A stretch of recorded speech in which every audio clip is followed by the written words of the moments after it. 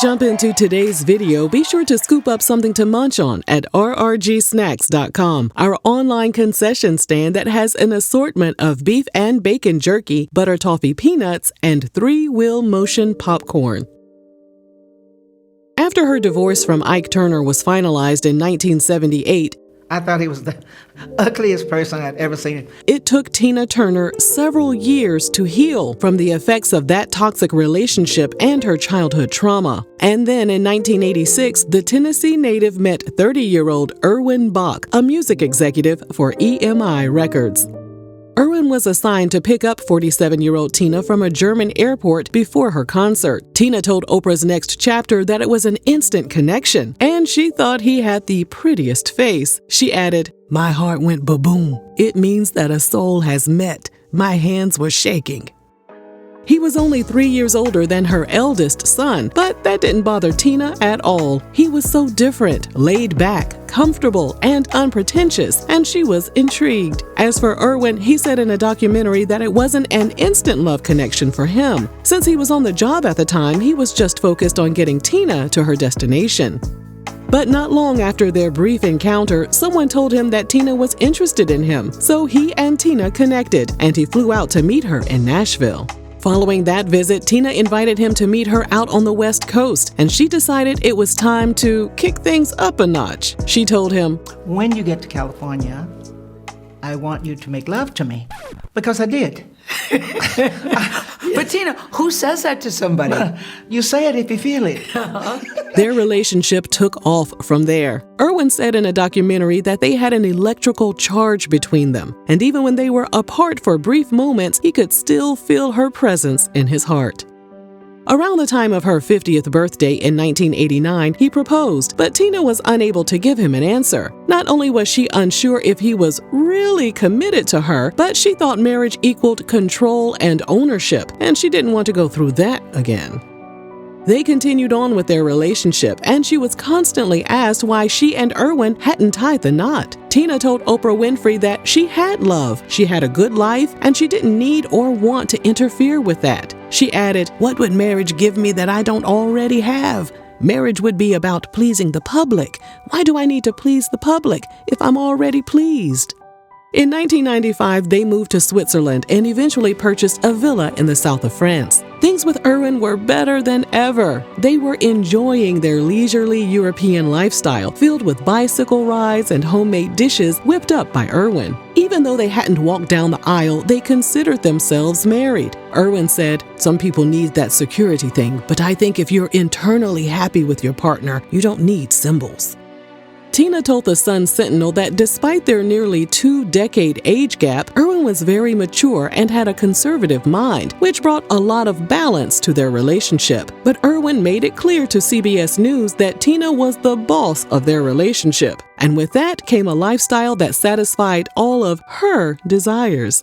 Outside of her $76 million mansion in Switzerland read a sign that asked visitors not to ring the bell before 12 p.m., and no deliveries were allowed. Sources state that on the property, Tina had a customized Lamborghini Jeep. Her home in the south of France had breathtaking views of the French Riviera, a spectacular pool, and all the creature comforts she needed. When asked if she deserved to live a life of luxury, Tina told CBS News, "I deserve more." Ike passed away in 2007 from a cocaine overdose. Tina didn't attend the funeral and instead focused on wrapping up her career.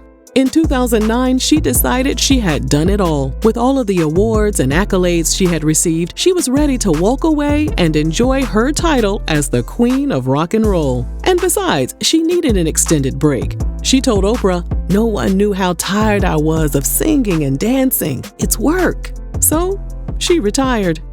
In 2012, they boarded a yacht with some friends and sailed across the Mediterranean. Erwin had something special planned, but he didn't think the scenery was romantic enough. So he asked the captain to steer the yacht to the private Greek island of Scorpios, which was once owned by Jacqueline Kennedy's husband, Aristotle Onassis. My one idol was Mrs. Jacqueline Kennedy Onassis. I would say her grace, her style, her intellect was how I modeled myself. They spent some time on the beach, and later they had dinner. Following their meal, Erwin got down on one knee and said, "I've asked you before, and now I'm asking you again. Will you marry me, Tina?" This time, Tina said yes. In her memoir, she wrote, "I was 73 now and would be a bride for the first time in my life. Yes, for the first time. My name is Tina Turner and Ike Turner's wife, but I was never a bride." In 2013, she and Erwin got married after nearly 30 years together. In her memoir, she credits Erwin for teaching her how to, quote, "love without giving up who I am." She added that they grant each other freedom and space to be individuals, and Erwin was never intimidated by her career, her talents, or her fame. She said, "He shows me that true love doesn't require the dimming of my light so that he can shine. On the contrary, we are the light of each other's lives, and we want to shine as bright as we can together." 3 weeks after their wedding, Tina suffered a stroke. The woman who was known for her gorgeous legs found herself unable to stand on her own and had to drag her body to a sofa. She survived the stroke, and that same year she became a Swiss national. According to the Washington Post, after taking a test and showing she was fluent in German, she declared to the Swiss government that she no longer had any ties to the U.S. except for some family members and had no plans to reside in America in the future. Tina told CBS News that life was much easier as a person of color in Europe, although she didn't put too much thought into race relations. She added, "I've never bothered about my color. I never had that thing about being black. If the whole world was like that, maybe there would be more harmony and love." She and Erwin settled down into a comfortable life, but Tina's health was on the decline. She was diagnosed with hypertension back in 1978, and she told the European Health Kidney Alliance that her doctors never told her how high blood pressure could affect her body. So she didn't take any steps to try and control it. In an Instagram post, she wrote that she put herself in great danger by refusing to face the reality that she needed daily, lifelong therapy with medication. I know I'm really fortunate that I have that privilege to eat mostly everything I want, because I can say is how I am, but it's my stage work, but I never really get overweight. In 2016, she was diagnosed with intestinal cancer. After experiencing unpleasant side effects from her initial treatment, she turned to homeopathic remedies, which only worsened her condition. As she recovered from the operation to remove the tumor on her intestines, her kidneys began to fail. She was faced with a decision. Either she would undergo regular dialysis or receive a kidney transplant. The transplant would have given her a good chance of having a normal life, but the chances of finding a donor were slim.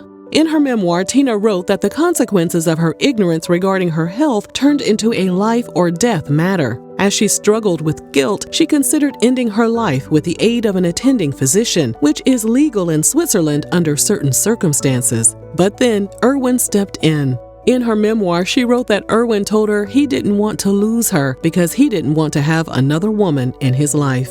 He offered to give her one of his kidneys, and Tina was overwhelmed by his offer. The operation took place in April 2017 and was largely a success. But in the months following the transplant, her body tried to reject the donor kidney. She felt nauseous and dizzy and would sometimes forget things. She was even admitted to the hospital a few times. Doctors prescribed her several medications, which she made sure to take religiously.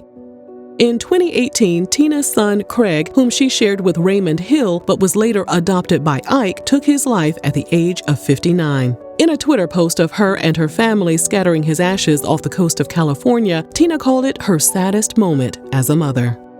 Away from the public eye, Tina continued experiencing health issues. In her memoir, she wrote that she and Erwin managed to keep her illnesses a secret for years, mainly because they lived in Switzerland and people there respected her privacy. She was also quietly getting her affairs in order. In 2021, she sold the rights to her music catalog to BMG. The deal meant her name, image, and the shares she owned of her recordings would be owned by the media giant. Sources estimate the deal was worth close to $50 million. And then her son Ronnie, whom she shared with Ike, passed away in December 2022 at the age of 62 after battling colon cancer. Tina's stylist, Wayne Lucas, told People magazine he didn't know how Tina managed to handle the passing of her two sons, all while tending to her own health issues. He added, "I don't know how she did it other than the love of Erwin Bach, because he really did love her." On May 24, 2023, just 5 months after Ronnie's passing, it was announced that Tina had passed away at the age of 83 after fighting a long illness. Sources state that her loyal, loving, and devoted husband is set to inherit nearly half of her estimated $250 million fortune. With Erwin, Tina found the stability that was missing from her life, and he remained by her side until her final moments. We here at RRG send our condolences to all of her loved ones. Rest in peace, Tina. You are simply the best.